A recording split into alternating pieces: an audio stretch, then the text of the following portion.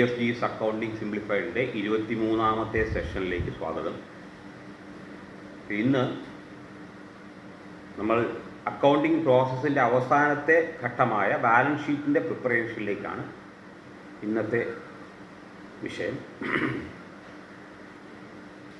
ഓരോരോ എന്താ പറയുക, രണ്ട് അക്കൗണ്ട്സും ഒരു സ്റ്റേറ്റ്മെൻറ്റും ഉൾക്കൊള്ളുന്നതാണ് ഫൈനൽ അക്കൗണ്ട്.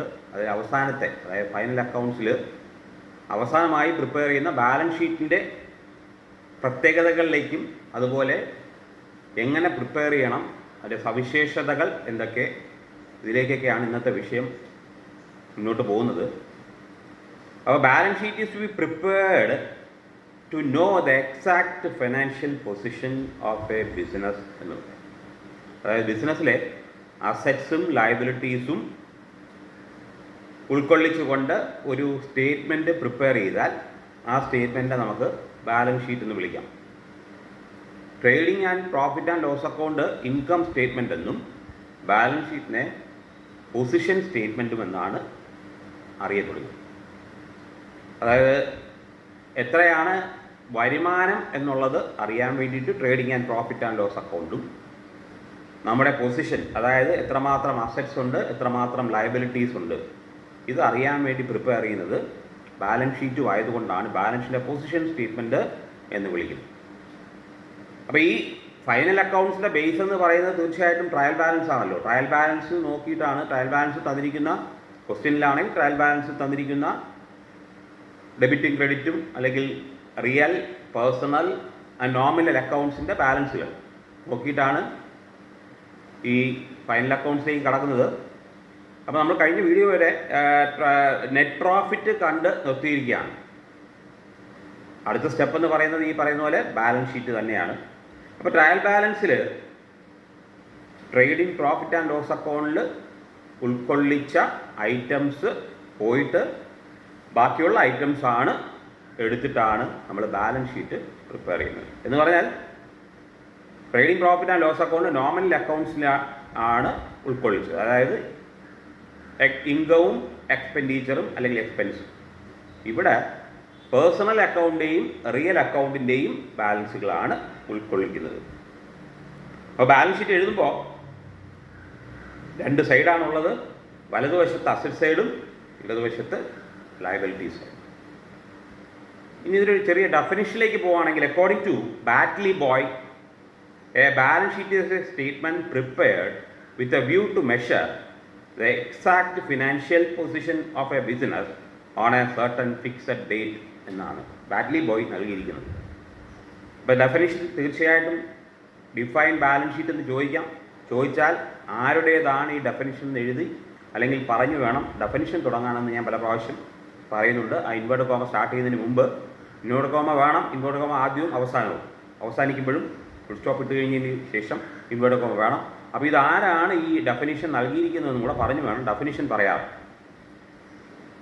അടുത്തത് ഈ ബാലൻസ് ഷീറ്റ് പ്രിപ്പയർ ചെയ്യുന്നതിൻ്റെ ആവശ്യകതയിലേക്ക് കടക്കുകയാണെങ്കിൽ, ഒരു പ്രത്യേക സമയം അഥവാ ഡേറ്റിൽ ഉള്ള ഫിനാൻഷ്യൽ പൊസിഷൻ അറിയാനാണ് ഇത് പ്രിപ്പയർ ചെയ്യുന്നതെന്നുള്ളത് ക്ലിയറാണ്. അപ്പോൾ ആ പ്രിപ്പയർ ചെയ്യാൻ നേരം trading and profit and loss account for the year ending എന്ന് പറഞ്ഞാണ് ഹെഡിങ് എഴുതാറ്. എന്നാൽ ബാലൻസ് ഷീറ്റ് എഴുതുമ്പോൾ അസ് ഓൺ എന്ന് പറയാം. 31 March such and such year. അപ്പോൾ അസ് ഓൺ എന്ന് പറയുമ്പോൾ ഒരു പ്രത്യേക ഡേറ്റിലേക്ക്, അതായത് ആ വർഷം അവസാനത്തെ ഡേറ്റിലാണ് ഈ ബാലൻസ് ഷീറ്റ് പ്രിപ്പയർ ചെയ്യുക. Trading profit and loss account ഒരു പീരീഡിലുള്ള, അതായത് ഈ പറഞ്ഞ പോലെ ഫിനാൻഷ്യൽ ഇയറിലാണ് പ്രിപ്പയർ ചെയ്യുന്നതെങ്കിൽ ഏപ്രിൽ മുതൽ മാർച്ച് വരെയുള്ള എല്ലാ അക്കൗണ്ട്സിൻ്റെയും ബാലൻസ് എടുത്തിട്ടാണ് ട്രയൽ ബാലൻസ് പ്രിപ്പയർ ചെയ്യുക. അതിൽ നിന്നാണ് trading profit and loss account prepare ചെയ്യുന്നത്. ബാലൻസ് ഷീറ്റ് മാത്രം as on 31 March such and year എന്ന് പറയാറുണ്ട്. അപ്പോൾ ഒരു പ്രത്യേക ഡേറ്റ് അല്ലെങ്കിൽ ഒരു പ്രത്യേക ദിവസത്തെ പൊസിഷനാണ് നമ്മൾ പ്രിപ്പയർ ചെയ്യുക. അതുപോലെ ഇത് നേരത്തെ പറഞ്ഞതുപോലെ ബിസിനസ്സിൽ എത്രമാത്രം അസറ്റ്സ് ഉണ്ട്, ആ അസറ്റ്സിൽ fixed assets, closing stock, amount owing from debtors, ഇതറിയാൻ സഹായിക്കും. അതുപോലെ തന്നെ എത്രമാത്രം ലയബിലിറ്റീസ് ഉണ്ട്, അതായത് amount owing to creditors, overdraft, loans, bills payable, ഇവ അറിയാനും ബാലൻസ് ഷീറ്റ് സഹായിക്കും. അതാണ് രണ്ട് സൈഡുകൾ. അതുപോലെ വർഷാവസാനം എത്ര രൂപ ക്യാപിറ്റലായിട്ടുണ്ട് ബിസിനസ്സിന്, അതായത് ഇക്വിറ്റി ഓഫ് ദി ഓണേഴ്സ്, അതാണ് ക്യാപിറ്റൽ എന്ന് ഉദ്ദേശിക്കുന്നത്. ബിസിനസ് വേറെ, ബിസിനസ്സുകാരൻ വേറെ, എപ്പോഴും ഞാൻ പറയാറുണ്ട് ബിസിനസ് എൻറ്റിറ്റി കോൺസെപ്റ്റ്. അങ്ങനെ വരുമ്പോൾ ബിസിനസ് ചെയ്യുന്ന ആളിന് ബിസിനസ് തിരിച്ചു കൊടുക്കേണ്ടതായ എമൗണ്ട് ഉണ്ട്, ആ എമൗണ്ടാണ് ക്യാപിറ്റൽ. അതും ആ വർഷ അവസാനം എത്ര രൂപയുണ്ട്, ആ ക്യാപിറ്റൽ ഇനി അങ്ങോട്ടേക്ക് കൊണ്ടുപോകാൻ, ഇനി അങ്ങോട്ടുള്ള പ്രവർത്തനത്തിന് മതിയാകുമോ, എന്തെങ്കിലും അഡീഷണൽ കൊണ്ടുവരണോ, ഇതെല്ലാം നോക്കാനായിട്ട് ബാലൻസ് ഷീറ്റ് സഹായിക്കും. ഇതെല്ലാം കൂടാതെ വളരെ പ്രധാനമായിട്ടുള്ള ഒരു കാര്യമാണ് സോൾവൻസി ഓഫ് ദി ബിസിനസ് എന്ന് പറയും. എപ്പോഴും ബിസിനസ് സോൾവൻ്റ് ആയിരിക്കണം എന്ന് പറയാറുണ്ട്. അപ്പോൾ സോൾവൻസി എങ്ങനെ നോക്കും എന്ന് ചോദിച്ചാൽ, എപ്പോഴും അസറ്റ് കൂടിയിരിക്കുകയും എക്സ്റ്റേണൽ ലയബിലിറ്റീസ്, അതായത് പുറത്തുള്ള ലയബിലിറ്റീസ് കുറഞ്ഞിരിക്കുകയും ചെയ്യുന്ന അവസ്ഥയാണ് സോൾവൻസി. ബാധ്യതകൾ കൂടുതലും അസറ്റ്സ് കുറവാണെങ്കിൽ ഇൻസോൾവൻസി എന്ന് പറയേണ്ടി വരും. അപ്പോഴെപ്പോഴും ബിസിനസ് സോൾവൻ്റ് ആയിരിക്കണം എന്ന് പറഞ്ഞാൽ internal liability and external liability, ഞാൻ പല പ്രാവശ്യം പറഞ്ഞ പോലെ ബിസിനസ്സിനകത്ത് ബിസിനസ്സുകാരന് കൊടുക്കേണ്ടതായിട്ടുള്ള ചില ബാധ്യതകളുണ്ട്, അതാണ് ഇൻറ്റേർണൽ ഉദ്ദേശിക്കുന്നത്. ഇക്വിറ്റി ഉണ്ട്, ഓണേഴ്സ് ഇക്വിറ്റി. അതുകൂടാതെ പുറത്ത് കൊടുക്കാനുണ്ട്, അതാണ് എക്സ്റ്റേണൽ ലയബിലിറ്റീസ്. അത് ആദ്യം കൊടുത്താലേ പറ്റുള്ളൂ, അത് കൊടുത്ത് തീർത്തേ കഴിയൂ ബിസിനസ്സിൽ. അപ്പോൾ അസറ്റ്സ് നമുക്ക് ഈ എക്സ്റ്റേണൽ ലയബിലിറ്റീസ് കൊടുക്കാൻ പാകത്തിന്, അല്ലെങ്കിൽ അത്രയും തന്നെ അസറ്റ് നമ്മുടെ കൈവശം ഉണ്ടെങ്കിൽ അവിടെ സോൾവൻ്റ് ആണ്, ബിസിനസ് സോൾവൻ്റ് ആണ് എന്ന് പറയാം. അല്ലെങ്കിൽ ഇൻസോൾവൻസി കണ്ടീഷനിലാക്കി വരും. അപ്പോൾ ഇതാണ് എന്തിന് പ്രിപ്പയർ ചെയ്യണം എന്നുള്ള ചോദ്യത്തിന് ഉത്തരം. ഇനി ഇതിൻ്റെ സവിശേഷതകളിലേക്ക് പോയാൽ, ഫീച്ചേഴ്സിലേക്ക് പോവുകയാണെങ്കിൽ, ഫൈനൽ അക്കൗണ്ട്സിൻ്റെ ഭാഗമാണല്ലോ ബാലൻസ് ഷീറ്റ് എന്ന് പറഞ്ഞല്ലോ. എന്നാൽ ബാലൻസ് ഷീറ്റ് എന്ന് പറയുന്നത് trading profit and loss account പോലത്തെ ഒരു അക്കൗണ്ട് അല്ല. ഇവിടെ രണ്ട് വശങ്ങളുണ്ട് എന്നുള്ളത് ശരി തന്നെയാണ്. അക്കൗണ്ടല്ല, ഒരു വശം അസറ്റ് സൈഡ് റൈറ്റ് ഹാൻഡ് സൈഡും ലെഫ്റ്റ് ഹാൻഡ് സൈഡ് ലയബിലിറ്റി സൈഡുമാണ്. ഇപ്പോൾ ഡെറ്റർ ക്രെഡിറ്റർ നിന്ന് എഴുതണ്ട ഇതൊരു സ്റ്റേറ്റ്മെൻറ്റ് എഴുതുമ്പോൾ, അല്ലെങ്കിൽ ഇത് പ്രിപ്പയർ ചെയ്യുമ്പോൾ balance sheet as on such and date ഇട്ടാൽ മതി, അല്ലെങ്കിൽ വർഷവും ഇടണം. ഡേറ്റും വർഷവും മുകളിൽ ഹെഡിങ് കൊടുക്കാം. ഏത് സ്ഥാപനത്തിൻ്റേതാണ് എന്നുള്ളത് ഏറ്റവും മുകളിലും എഴുതാം. അപ്പോൾ ഈ പരീക്ഷയ്ക്ക് പ്രിപ്പയർ ചെയ്യുന്ന കുട്ടികൾക്ക് ബാലൻസ് ഷീറ്റിൻ്റെ ഫോമാറ്റ് വളരെ ഇമ്പോർട്ടൻ്റ് ആണ്. അതിലേക്ക് ഞാൻ കടക്കുന്നുണ്ട്. അപ്പോൾ ഈ സവിശേഷതകളിൽ ഫൈനൽ അക്കൗണ്ടിൻ്റെ ഭാഗമായി എന്നുള്ളത് കൊണ്ട് ഇതിന് ഒരു രണ്ട് സൈഡ് ഉണ്ടെന്നേ ഉള്ളൂ. അതിന് അക്കൗണ്ട് ഇല്ല, ഈ പറഞ്ഞ പോലെ ഡേറ്റും പ്രത്യേകിച്ചില്ല. ടു എന്നോ വൈ എന്നോ എഴുതേണ്ട ആവശ്യവുമില്ല. ഓരോ സ്റ്റെപ്പ് ബൈ സ്റ്റെപ്പായിട്ട് ഈ ഐറ്റംസ് എഴുതിപ്പോയാൽ മതി. രണ്ട്, നമ്മൾ നേരത്തെ പറഞ്ഞതാണ് പേഴ്സണൽ അക്കൗണ്ടിൻ്റെയും അതുപോലെ റിയൽ അക്കൗണ്ടിൻ്റെയും ബാലൻസുകൾ എടുത്തിട്ടാണ് ബാലൻസ് ഷീറ്റ് പ്രിപ്പയർ ചെയ്യുന്നത്. അങ്ങനെ വരുമ്പോൾ debit balance of all personal and real accounts are debit balance of all personal and real accounts are put on the right hand side. Right hand side ആണല്ലോ asset side. അപ്പോൾ ഇത് പല ഞാൻ വീഡിയോയിൽ explain ചെയ്തതുപോലെ ബാലൻസുകൾ അറിയുക എന്നുള്ളത് വളരെ ഇമ്പോർട്ടൻ്റ് ആണ്. നമ്മൾ ശ്രദ്ധിച്ചു നോക്കിയാൽ ഈ റിയൽ ഐറ്റംസിൻ്റെ ബാലൻസുകൾ എപ്പോഴും ഡെബിറ്റ് ബാലൻസ് ആയിരിക്കും. ഫർണിച്ചർ എടുത്ത് നോക്കിയാൽ ഡെബിറ്റ് ബാലൻസ് ആയിരിക്കും. ഡെറ്റേഴ്സ് എന്ന് പറയുന്നത് അസറ്റാണ്, അത് പേഴ്സണൽ അക്കൗണ്ടിലാണ് വരുന്നത്. അതിൽ ഡെബിറ്റ് ബാലൻസ് എന്ന് പറയുന്നത് ക്ലിയർ ആയിട്ടും അറിയാം ഡെറ്റേഴ്സ് ആയിരിക്കും. അപ്പോൾ ഇങ്ങനെ പേഴ്സണൽ അക്കൗണ്ടിൻ്റെയും റിയൽ അക്കൗണ്ടിൻ്റെയും ഡെബിറ്റ് ബാലൻസുകൾ എടുത്തിട്ടാണ് അസറ്റ് സൈഡ് പ്രിപ്പയർ ചെയ്യുന്നത്. അതുപോലെ നേരെ തിരിച്ച് ഇതിൻ്റെ രണ്ടിൻ്റെയും ആ പേഴ്സണൽ അക്കൗണ്ടിൻ്റെയും റിയൽ അക്കൗണ്ടിൻ്റെയും ക്രെഡിറ്റ് ബാലൻസുകൾ എടുത്തിട്ടാണ് ലയബിലിറ്റി സൈഡ് പ്രിപ്പയർ ചെയ്യുന്നത്. ഉദാഹരണം, ക്രെഡിറ്റേഴ്സ് നോക്കിക്കഴിഞ്ഞാൽ ക്രെഡിറ്റേഴ്സിന് എപ്പോഴും ക്രെഡിറ്റ് ബാലൻസ് ആയിരിക്കും, യാതൊരു സംശയമില്ല. അപ്പോൾ ഇതാണ് ബാലൻസ് ഷീറ്റ് പ്രിപ്പയർ ചെയ്യുന്നതിൻ്റെ ഒരു സവിശേഷതകൾ എന്ന് പറഞ്ഞാൽ വിശേഷങ്ങൾ അല്ലെങ്കിൽ ഫീച്ചേഴ്സ് പറയാം. ഇനി ഇത് പ്രിപ്പയർ ചെയ്യുമ്പോൾ ശ്രദ്ധിക്കേണ്ടത് ഏത് സ്റ്റേറ്റ്മെൻ്റ് ആയാലും നമ്മൾ ഈ പറഞ്ഞ പോലെ 2 അക്കൗണ്ടുകളായ അല്ലെങ്കിൽ ഫൈനാൻഷ്യൽ സ്റ്റേറ്റ്മെൻറ്റുകളായ അല്ലെങ്കിൽ ഇൻകം സ്റ്റേറ്റ്മെൻറ്റുകളായ trading and profit and loss account എങ്ങനെ പ്രിപ്പയർ ചെയ്യണം എന്ന് എക്സ്പ്ലെയിൻ ചെയ്തപ്പോൾ ഡയറക്റ്റ് എക്സ്പെൻസുകളും ഇൻഡയറക്റ്റ് എക്സ്പെൻസുകളും അതുപോലെ ഡെബിറ്റ് ചെയ്തിട്ട് ഇൻകം ക്രെഡിറ്റ് ചെയ്ത് അതിൻ്റെ ബാലൻസിങ് ഫിഗർ ആണല്ലോ നെറ്റ് പ്രോഫിറ്റ് എന്ന് പറഞ്ഞത്. അതുപോലെ തന്നെ ഒരു തത്വത്തിൽ കൂടിയാണ് ബാലൻസ് ഷീറ്റ് പ്രിപ്പയർ ചെയ്യുന്നത്. എന്തിനും അതിൻ്റേതായ നമ്മുടെ അക്കൗണ്ടിങ് അതിൽ ഒരു പ്രത്യേകതയാണ്. എന്തിനും അതിൻ്റേതായ പ്രത്യേകതകളും സവിശേഷതകളും ചെയ്യേണ്ട രീതിയുണ്ട്. ആ രീതിയിൽ കൂടെ ചെയ്ത എക്സ്പെരിമെൻറ്റ്സ് വഴി അല്ലെങ്കിൽ എക്സ്പീരിയൻസ്ഡ് ആയിട്ട് ആണ് നമ്മൾ ഈ ഫോമാറ്റിലേക്ക് അല്ലെങ്കിൽ ഇങ്ങനെ ചെയ്താൽ അതിൻ്റെ റിസൾട്ട് വരും എന്ന് കണ്ടെത്തിയിരിക്കുന്നത്. അപ്പോൾ അത് നമ്മളും ഫോളോ ചെയ്യണം. അത് grouping and marshalling of assets and liabilities in balance sheet എന്താ പറയാം? Grouping and marshalling. എന്താണ് ഗ്രൂപ്പിംഗ് എന്ന് പറയുന്നത്? ഇത് രണ്ടും തന്നെ ഒരു പ്രിൻസിപ്പിളാണ് ഫോളോ ചെയ്യേണ്ടത്. അങ്ങനെ ഫോളോ ചെയ്ത് ബാലൻസ് ഷീറ്റിൽ ഒരു പ്രത്യേക ഓർഡറിൽ ഈ അസറ്റ്സും ലയബിലിറ്റീസും പ്രസൻറ്റ് ചെയ്യുന്ന രീതിയെ വിളിക്കുന്നതാണ് ഗ്രൂപ്പിംഗ് ആൻഡ് മാർഷലിംഗ്.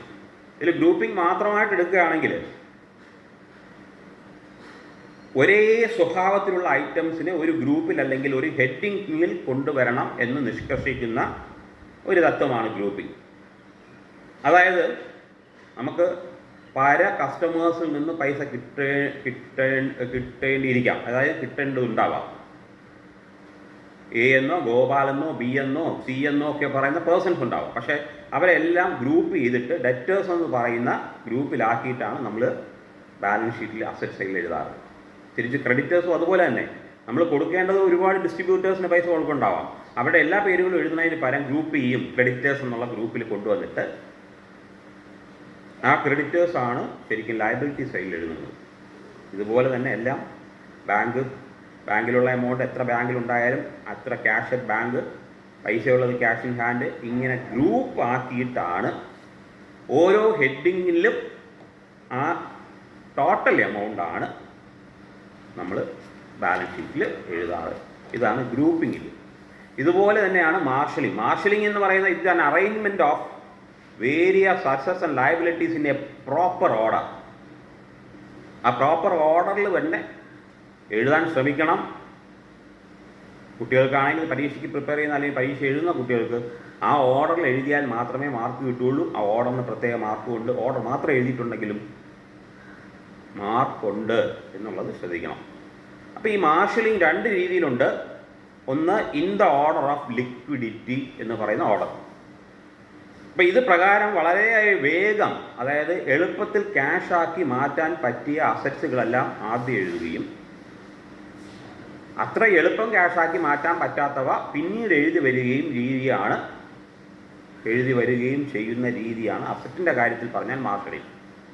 ഇപ്പോൾ ഉദാഹരണമായിട്ട് അങ്ങനെ വരുമ്പോൾ ക്യാഷ് ഇൻ ഹാൻഡ് ആദ്യം എഴുതുകയും അവസാനം എഴുതിയത് cash in hand, cash at bank, പിന്നെ ഡെറ്റേഴ്സ്, ഇങ്ങനെ എഴുതി അവസാനം ഗുഡ് വില്ലിലേക്ക് എത്തിച്ചേരും. ഗുഡ് വിൽ അത്ര എളുപ്പം ക്യാഷാക്കി മാറ്റാൻ പറ്റിയ സംഗതിയല്ല. അപ്പോൾ അങ്ങനെ ഗുഡ് വില്ലിലേക്ക് എത്തിച്ചേരുന്നത് വരെ എഴുതുന്ന രീതിയാണ് അസറ്റ് സൈഡിൽ മാർഷലിംഗ് കൊണ്ട് ഉദ്ദേശിക്കുന്നത്.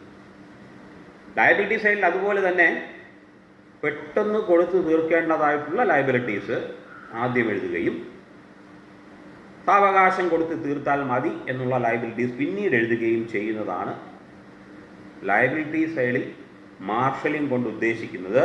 അങ്ങനെ വരുമ്പോൾ കറണ്ട് ലയബിലിറ്റീസ് ആയ bank over draft, bills payable എന്നിവ ആദ്യവും അവസാനം പ്രൊപ്രൈറ്റേഴ്സിൻ്റെ ക്യാപിറ്റലും എഴുതുന്ന രീതിയാണ് ലയബിലിറ്റി സൈഡിൽ ഉദ്ദേശിക്കുക. ഞാൻ കുറച്ച് മുമ്പ് പറഞ്ഞ പോലെ ക്യാപിറ്റൽ എന്ന് പറയുന്നത് ഇൻറ്റേർണൽ ലയബിലിറ്റി ആയതുകൊണ്ട് അല്ലെങ്കിൽ പ്രൊപ്രൈറ്ററിന് ബിസിനസ് കൊടുക്കേണ്ടതായതുകൊണ്ട് സാവകാശം ഉണ്ട് അതിന്. എന്നാൽ എക്സ്റ്റേണൽ ലയബിലിറ്റീസിന് അങ്ങനെയുള്ളൊരു സാവകാശം ഉണ്ടാവില്ല. അതുകൊണ്ട് പെട്ടെന്ന് കൊടുത്തു തീർക്കേണ്ട ലയബിലിറ്റീസ് ആദ്യം എഴുതണം. അതുപോലെ പെട്ടെന്ന് ക്യാഷായിട്ട് കൺവേർട്ട് ചെയ്യാൻ അല്ലെങ്കിൽ ക്യാഷായിട്ടുള്ളത് നമ്മുടെ കയ്യിലുള്ള ക്യാഷ് ആദ്യം എഴുതണം. ഇതാണ് ഒന്നാമത്തെ രീതിയായ ഇൻ ദ ഓർഡർ ഓഫ് ലിക്വിഡിറ്റിയിൽ പറയുന്നത്. മാർഷലിംഗ് രണ്ടാമത്തേൽ പറയുന്നത് in the order of performance എന്നാണ്. എന്താണോ ഞാൻ നേരത്തെ പറഞ്ഞത് അതിൻ്റെ ജസ്റ്റ് ഓപ്പോസിറ്റാണ് ഓർഡർ ഓഫ് പെർഫോമൻസിൽ പറയുക എന്ന് പറഞ്ഞാൽ പതുക്കെ സാവകാശം കൊടുത്തു തീർക്കേണ്ടത് ആദ്യം എഴുതണം, പെട്ടെന്ന് കൊടുത്തു തീർക്കാനുള്ളത് പിന്നെ എഴുതി പോകണം. അല്ലെങ്കിൽ സാവകാശം ക്യാഷാക്കി മാറ്റാൻ ഉള്ള അസറ്റ്സ് ആദ്യം എഴുതണം എന്ന് പറഞ്ഞാൽ ഗുഡ് ആദ്യം എഴുതും, ഗുഡ് തുടങ്ങി അവസാനം ക്യാഷ് ഇൻ ഹാൻഡ് ക്യാഷ് ബാങ്കിലേക്ക് പോകാൻ. അങ്ങനെയാണെങ്കിൽ അത് ഇൻ ദ ഓർഡർ ഓഫ് പെർഫോമൻസിലായിരിക്കും എഴുതേണ്ടത്. ഈ രണ്ട് രീതിയിൽ ഏതെങ്കിലും ഒന്നിൽ തന്നെ ബാലൻസ് ഷീറ്റ് പ്രിപ്പയർ ചെയ്യണം. കാരണം ഈ ബാലൻസ് ഷീറ്റും ഈ പറയുന്ന പോലെ ഫൈനൽ അക്കൗണ്ട്സ് അല്ലെങ്കിൽ ഈ സ്റ്റേറ്റ്മെൻറ്റുകളെല്ലാം പബ്ലിഷ് ചെയ്യാറുണ്ട്. കാരണം പത്രങ്ങളിലൊക്കെ പബ്ലിഷ് ചെയ്യാറുണ്ട്. സ്ഥാപനത്തിൻ്റെ ക്രെഡിബിലിറ്റി എത്രത്തോളം ഉണ്ട് എന്ന്, പ്രത്യേകിച്ചും ബാങ്കുകളുടെയൊക്കെ ആ ഒരു പൊസിഷൻ എന്താ പറയുക പൊതുജനങ്ങൾക്ക് അറിയണം എന്നുള്ളത് കൊണ്ട് ഇതെല്ലാം പബ്ലിഷ് ചെയ്യാറുണ്ട്. ആ പബ്ലിഷ് ചെയ്യുമ്പോൾ ഈ ഏതെങ്കിലും ഓർഡറിൽ എഴുതിയിരുന്നാൽ മാത്രമാണ് കാണുന്നവർക്ക് അല്ലെങ്കിൽ ഇത് മനസ്സിലാക്കിയിട്ടുള്ളവർക്ക് അല്ലെങ്കിൽ ഇത് പഠിച്ചിട്ടുള്ളവർക്ക് ഒരു ക്ലാരിറ്റി കിട്ടുകയുള്ളൂ. ലോകം മൊത്തം ഈ പറയുന്ന ഈ രീതിയിലാണ് ഇത് പ്രിപ്പയർ ചെയ്യുന്നു എന്നുള്ളത് കൊണ്ട് അങ്ങനെ തന്നെ എഴുതാൻ ശ്രമിക്കണം. അപ്പോൾ പരീക്ഷയ്ക്ക് അല്ലെങ്കിൽ പരീക്ഷയ്ക്ക് ക്വസ്റ്റ്യൻ എഴുതുമ്പോഴും അല്ലെങ്കിൽ ആൻസർ ചെയ്യുമ്പോഴും ഈ രീതി തന്നെ അവലംബിക്കേണ്ടി വരും. ഇതിൽ ഈ രണ്ടാമത്തെ പറഞ്ഞ രീതി, അതായത് in the order of performance, സാധാരണ ജോയിൻറ്റ് സ്റ്റോക്ക് കമ്പനീസാണ് ഫോളോ ചെയ്യാറ്. അപ്പോൾ സാധാരണ ഉള്ള ഒരു ട്രാൻസ്ഷിപ്പോ അല്ലെങ്കിൽ ഒരു എന്താ പറയുക സോൾ പ്രൊപ്രൈറ്റർഷിപ്പോ ആണെങ്കിൽ in the order of liquidity ഫോമാറ്റിൽ എഴുതിയാൽ മതിയാവും. അപ്പോൾ ഏത് രീതിയിൽ എഴുതണമെന്ന് കുട്ടിക്കൊരു സംശയത്തിനാണ് ഞാനൊരു എന്താ പറയുക അതിനൊരു സൊല്യൂഷൻ പറഞ്ഞത്. ലിക്വിഡിറ്റി ബേസിൽ എഴുതി തുടങ്ങിയാൽ മതി. ക്യാഷ് ഇൻ ഹാൻഡ് മുതലും അസറ്റ് എഴുതാം. അപ്പുറത്ത് ഈ പറഞ്ഞ പോലെ പെട്ടെന്ന് കൊടുത്തു തീർക്കേണ്ടതായ ലയബിലിറ്റീസ് ആദ്യം എഴുതി പോകാം, കറണ്ട് ലയബിലിറ്റീസ്. ഇപ്പോൾ ഓവർ ഡ്രാഫ്റ്റ് ആണ് തുടങ്ങുന്നത് കറണ്ട് ലയബിലിറ്റീസ് ആദ്യം. കാരണം ഓവർ ഡ്രാഫ്റ്റ് എന്ന് പറയുന്നത് പെട്ടെന്ന് അത്ര സമയം കിട്ടില്ല. ഒരു സമയത്തേക്ക് ഒരു ചെറിയ അഡ്ജസ്റ്റ്മെൻറ്റ് ചെയ്തിരിക്കുന്നതാണ് ഈ ഓവർ ഡ്രാഫ്റ്റ് ലോണായിട്ട് എടുത്തിരിക്കുന്നത്. അപ്പോൾ ഇങ്ങനെ എഴുതി പോവാം. ഇതാണ് ബാലൻസ് ഷീറ്റിനെ കുറിച്ച് മനസ്സിലാക്കാൻ പ്രത്യേകിച്ച് ഉള്ള കാര്യങ്ങൾ. ഇനി ഞാൻ ആ ഫോമാറ്റിലേക്ക് എന്തൊക്കെ ഉൾക്കൊള്ളും എന്നും കൂടെ ഒന്ന് പറഞ്ഞു പോകാം. കുട്ടികൾ പെട്ടെന്ന് മനസ്സിലാക്കത്തക്ക രീതിയിൽ ഒന്ന് പറഞ്ഞു പോകാം. ഫോമാറ്റ് ഞാൻ നേരത്തെ പറഞ്ഞ പോലെ ഹൊറിസോണ്ടലായിട്ട് ഉള്ള 2 ലൈൻ, അതിനെ മിഡിലായിട്ട് ഭാഗിച്ചാൽ 2 പാർട്ടായി. Left hand side liabilities amount, right hand side assets amount. ഇത്രേ ഉള്ളൂ. ഡെബിറ്റെന്നോ ക്രെഡിറ്റെന്നോ വേണ്ട, കാരണം അക്കൗണ്ട് അല്ല. ബാലൻസ് ഷീറ്റ് ഏത് സ്ഥാപനത്തിൻ്റേതാണ് എന്നുള്ള സ്ഥാപനത്തിൻ്റെ പേര് വേണം. അതുപോലെ ബാലൻസ് ഷീറ്റ് ആസ് ഓൺ എന്നുള്ള എന്നാണ് ഡേറ്റ് അല്ലെങ്കിൽ വർഷം, ഡേറ്റും വർഷവും എഴുതണം. ഇനി ആദ്യം അസറ്റ് സൈഡിൽ ഞാൻ പറഞ്ഞു, ആദ്യം കറണ്ട് അസറ്റ്സ് ആണ് എഴുതേണ്ടത് എന്ന് പറഞ്ഞു. കറണ്ട് അസറ്റ്സ് എന്തൊക്കെ വരും എന്നുള്ളത് പറയുകയാണ്. ആദ്യം ഞാൻ പറഞ്ഞ പോലെ cash in hand, cash at bank, bills receivable, പിന്നെ short term investments, sundry debtors എന്ന് പറയുന്നത് തന്നെയാണ് sundry debtors, closing stock, prepaid expenses. Prepaid expenses ചില ടേംസ് നമുക്കിതിൽ കുറച്ച് മനസ്സിലാക്കേണ്ട ടേംസ് അത്യാവശ്യമായിട്ടുണ്ട്. അത് അടുത്ത വീഡിയോയിൽ ഉണ്ടാവും. എന്നാലും പ്രീപെയ്ഡ് എക്സ്പെൻസ് ഞാൻ നേരത്തെ കൊടുത്തിരിക്കുന്ന എക്സ്പെൻസ് നമ്മുടെ അസറ്റാണ്. എക്സ്പെൻസ് ഈ വർഷം കൊടുക്കേണ്ട, കഴിഞ്ഞ വർഷമേ കൊടുത്തിട്ടുണ്ടെങ്കിൽ അത് നമ്മുടെ അസറ്റാണ്. അത് ഈ പറഞ്ഞ പോലെ അസറ്റ് സൈഡിൽ എഴുതണം. Then accrued income, long term investments. ഇനിയാണ് നോൺ കറണ്ട് അസറ്റ്സ് എഴുതേണ്ടത്. അതിൽ furniture, loose tools, motor vehicles വരാം, പ്ലാന്റ് ആൻഡ് മിഷനറി വരാം, ലാൻഡ് ആൻഡ് ബിൽഡിംഗ് ഉണ്ടാവാം, പേറ്റൻസ് അല്ലെങ്കിൽ ഗുഡ് വിൽ, അതാണ് അവസാനത്തെ ഐറ്റമായിട്ട് എഴുതേണ്ടത്. ഇതിൽ ഫിക്സഡ് അസറ്റ്സിനൊരു പ്രത്യേകതയുള്ളത്, നമുക്ക് ഡിപ്രീസിയേഷൻ എന്ത് ചെയ്യാം, കുറയ്ക്കാം. ഫിക്സഡ് അസറ്റിൻ്റെ വാല്യൂ ഒന്ന് കുറയ്ക്കാം. കഴിഞ്ഞ വീഡിയോകളിൽ ഡിപ്രീസിയേഷൻ്റെ കുറിച്ച് എക്സ്പ്ലെയിൻ ചെയ്തപ്പോൾ ഞാനത് പറഞ്ഞിട്ടുണ്ട്. ഈ ഫിക്സഡ് അസറ്റ്സിൻ്റെ വാല്യൂ കുറഞ്ഞു വരും എല്ലാ വർഷവും. അങ്ങനെ കുറഞ്ഞു വരുന്ന അല്ലെങ്കിൽ അങ്ങനെ നമ്മൾ പ്രൊവൈഡ് ചെയ്യുന്ന ആ ഒരു രീതി ഉള്ളത് കൊണ്ടാണ് it's A going concern concept എന്ന് പറയുന്നതിലേക്ക് വരുന്നത്. ബിസിനസ് അവസാനിപ്പിക്കാനല്ല, അതുകൊണ്ടാണ് മാർക്കറ്റ് വാല്യൂ എഴുതാതെ ബുക്ക് വാല്യൂ അസറ്റ്സിൽ എഴുതുന്നത്. ഫിക്സഡ് അസറ്റ്സിൽ ഫിക്സഡ് അസറ്റിൻ്റെ ബുക്ക് വാല്യൂ എന്ന് പറഞ്ഞാൽ എക്സാക്ട് കോസ്റ്റ് മൈനസ് ഡിപ്രീസിയേഷൻ. ഓരോ വർഷവും ഡിപ്രീസിയേഷൻ കുറച്ചെഴുതാം. അത് ഫിക്സഡ് അസറ്റ്സിലാണ് കുറയ്ക്കേണ്ടത്. ഡെറ്റേഴ്സിലെ സംബന്ധിച്ചിടത്തോളം എന്തെങ്കിലും ബാഡ് ഡെറ്റ്സോ അല്ലെങ്കിൽ പ്രൊവിഷൻ ഫോർ ബാഡ് ഡെറ്റ്സോ ഉണ്ടെങ്കിൽ മൈനസ് ചെയ്യാം. അപ്പോൾ അസറ്റ് സൈഡിൽ പ്രൊവൈഡ് ചെയ്യേണ്ടത് അഡീഷണൽ ആയിട്ടുള്ള ഇൻഫർമേഷനിലാണ് സാധാരണ തരിക ക്വസ്റ്റ്യൻ പേപ്പറിൽ. അങ്ങനെ വരുമ്പോൾ എങ്ങനെ പ്രൊവൈഡ് ചെയ്യണമെന്നാണ് ഞാൻ പറഞ്ഞത്. രണ്ട് കാര്യത്തിൽ വരാം. ഒന്ന് ഡെറ്റേഴ്സിൽ, മറ്റൊന്ന് ഫിക്സഡ് അസറ്റ്സിൽ ഡിപ്രീസിയേഷനിൽ വരാം. ഇത് രണ്ടും കൺസിഡർ ചെയ്തുകൊണ്ട് അസറ്റ് സൈഡ് പ്രിപ്പയർ ചെയ്യാം. ഇനി ലയബിലിറ്റി സൈഡിലേക്ക് പോവുകയാണെങ്കിൽ ഇൻ ദ ഓർഡർ ഓഫ് ലിക്വിഡിറ്റിയിലാണെങ്കിൽ ആദ്യം വേണ്ടത് കറണ്ട് ലയബിലിറ്റീസ് ആണ്. അതിനകത്ത് ഞാൻ നേരത്തെ പറഞ്ഞ bank over draft, bills payable, sundry creditors, outstanding expenses. നേരത്തെ പ്രീപെയ്ഡ് പറഞ്ഞ പോലെ ഇവിടെ ഔട്ട്സ്റ്റാൻഡിങ് എന്ന് പറഞ്ഞാൽ കൊടുത്തിട്ടില്ല, കൊടുക്കണം എന്നാണ് ഔട്ട്സ്റ്റാൻഡിങ്ങിൻ്റെ അർത്ഥം. അപ്പോൾ കഴിഞ്ഞ വർഷം കൊടുത്തിട്ടില്ലെങ്കിൽ ഈ വർഷം അത് കൊടുക്കേണ്ടതുള്ളത് കൊണ്ട് ആ എമൗണ്ടിനെ ലയബിലിറ്റി ആയിട്ട് എഴുതും. അതാണ് ഔട്ട്സ്റ്റാൻഡിങ് എക്സ്പെൻസസ്. പിന്നെ അൺഏൺഡ് ഇൻകം, എന്തെങ്കിലും ഇൻകം കിട്ടേണ്ടതായിരുന്നു കിട്ടിയില്ല, അതും ലയബിലിറ്റി ആയിട്ട് എഴുതണം. നോൺ കറണ്ട് ലയബിലിറ്റീസിനകത്ത് ലോങ് ടേം ലോൺസ് ആണ് വരിക. പിന്നെ റിസർവ്സ് എന്ന് പറയുന്ന ഐറ്റം ഞാൻ എപ്പോഴും പറഞ്ഞിട്ടുണ്ട്. അതായത് പ്രോഫിറ്റിൻ്റെ ഒരു ഭാഗം റിസർവ് ആയിട്ട് നമ്മൾ മാറ്റാറുണ്ട്. ഈ റിസർവ് എന്ന് പറയുന്നത് നമുക്ക് ഉപയോഗിക്കാൻ പറ്റില്ല, അതെന്തെങ്കിലും കണ്ടിൻജൻസി വരുമ്പോൾ ഉപയോഗിക്കാനാണ്. അതുകൊണ്ട് also treated to be a liability. അതുകൊണ്ട് അതൊക്കെ റിസർവ്സ് ഐറ്റം, റിസർവ്സ്. ഇനി ക്യാപിറ്റൽ അവസാനമാണ് പറഞ്ഞത്. ലിക്വിഡിറ്റിയുടെ ബേസിലാകുമ്പോൾ അവസാനം ക്യാപിറ്റൽ ഇടണം. അപ്പോൾ ഇതിനകത്ത് ഈ പറഞ്ഞ പോലെ ഔട്ട്സ്റ്റാൻഡിങ്ങിൽ എന്തെങ്കിലും ആഡ് ചെയ്യാനുണ്ടെങ്കിൽ ആഡ് ചെയ്യാം. അതായത് സാലറി ഔട്ട്സ്റ്റാൻഡിങ് കഴിഞ്ഞ വർഷമുണ്ട്, ഈ വർഷം ഉണ്ടെങ്കിൽ അത് ആഡ് ചെയ്ത് എഴുതാം. പ്രീപെയ്ഡോ അതുപോലെ. ക്യാപിറ്റലിന് മാത്രമാണ് പിന്നെയുള്ള അഡീഷനോ ഡിഡക്ഷനോ വരേണ്ട ആവശ്യം.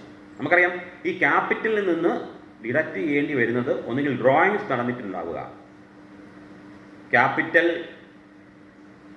ഇക്വിറ്റി ആയിട്ട് കൺസിഡർ ചെയ്യുന്നത് പോലെ, അതായത് ബിസിനസ്സുകാരന് തിരിച്ചു കൊടുക്കേണ്ടതായ എമൗണ്ട് ആയി കൺസിഡർ ചെയ്യുന്നത് പോലെ ബിസിനസ്സിൽ നിന്ന് ബിസിനസ്സുകാരൻ വിഡ്രോ ചെയ്യുന്ന എമൗണ്ടും കൺസിഡർ ചെയ്യണം.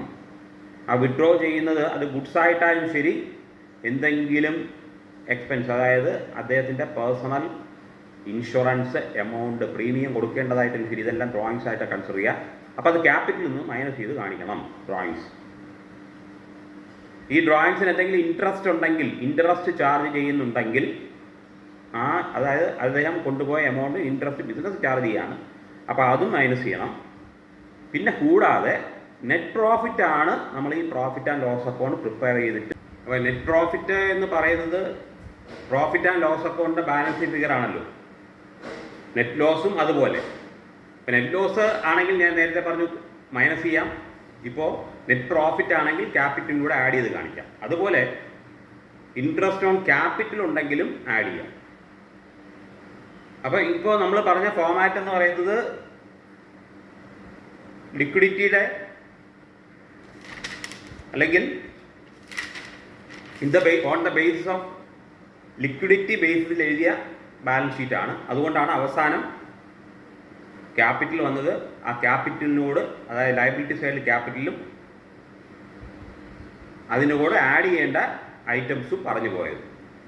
ഇത് കംപ്ലീറ്റ് ചെയ്തതിന് ശേഷം രണ്ട് സൈഡും, അതായത് അസറ്റ് സൈഡും ലയബിലിറ്റി സൈഡും ടോട്ടൽ ചെയ്യാം. ഇവിടെയാണ് ചെറിയ കൺഫ്യൂഷൻ വരാറ്. നമ്മൾ അക്കൗണ്ടിങ് പ്രൊസീജിയർ ഈ രീതിയിലാണ് ചെയ്യുന്നു എന്നുള്ളത് കൊണ്ട് തന്നെ ഈ പറഞ്ഞ പോലെ ലയബിലിറ്റി സൈഡും അസറ്റ് സൈഡും ടോട്ടൽ ഈക്വൽ ആവണം. ഈ ഈക്വൽ ആവുന്നില്ലെങ്കിൽ നമ്മൾ ചെയ്ത പ്രൊസീജിയറിൽ എന്തോ മിസ്റ്റേക്ക് ഉണ്ടെന്ന് മനസ്സിലാക്കേണ്ടതുണ്ട്. അപ്പോൾ അത് ശരിയായിട്ട് പ്രൊവൈഡ് ചെയ്തിട്ട് ആ എമൗണ്ട് കറക്റ്റ് ചെയ്തിട്ട് ടോട്ടൽ കറക്റ്റ് രണ്ട് സൈഡിലും എഴുതണം. അങ്ങനെ എഴുതുന്നതാണ് ബാലൻസ് ഷീറ്റിൻ്റെ ഫൈനലൈസേഷൻ. അപ്പോൾ ഈ പരീക്ഷയ്ക്ക് ഈ പറഞ്ഞ പോലെ ബാലൻസ് ഷീറ്റ് ടാലി ആവണം എന്ന് പറയാറുണ്ട്, നിഷ്കർഷിക്കാറുണ്ട്. എങ്കിലേ കണക്ക് അല്ലെങ്കിൽ നമ്മൾ ചെയ്ത ഫൈനൽ അക്കൗണ്ട്സ് എന്ന് പറയുന്ന പ്രോബ്ലം കംപ്ലീറ്റ് ആവുള്ളൂ. അപ്പോൾ ഇങ്ങനെ പല പല വീഡിയോസിലായിട്ട് അക്കൗണ്ടിങ് പ്രോസസ്സിൻ്റെ ഫൈനലൈസേഷൻ വരെ, അതായത് ഫിനാൻഷ്യൽ സ്റ്റേറ്റ്മെൻറ്റിൻ്റെ പ്രിപ്പറേഷൻ വരെ നമ്മൾ പൂർത്തിയായിട്ടുണ്ട്. പലർക്കും അത് മനസ്സിലായിട്ടുണ്ട് എന്ന് വിചാരിക്കുന്നു. ഇനിയും പല വിഷയങ്ങളെക്കുറിച്ചുള്ള വീഡിയോസ് ഉണ്ടാകും. അപ്പോൾ ഇതുവരെ സബ്സ്ക്രൈബ് ചെയ്തിട്ടുള്ള എല്ലാവർക്കുള്ള നന്ദി അറിയിച്ചുകൊണ്ട് ഇന്നത്തെ വീഡിയോ അവസാനിപ്പിക്കുകയാണ്. Thank you.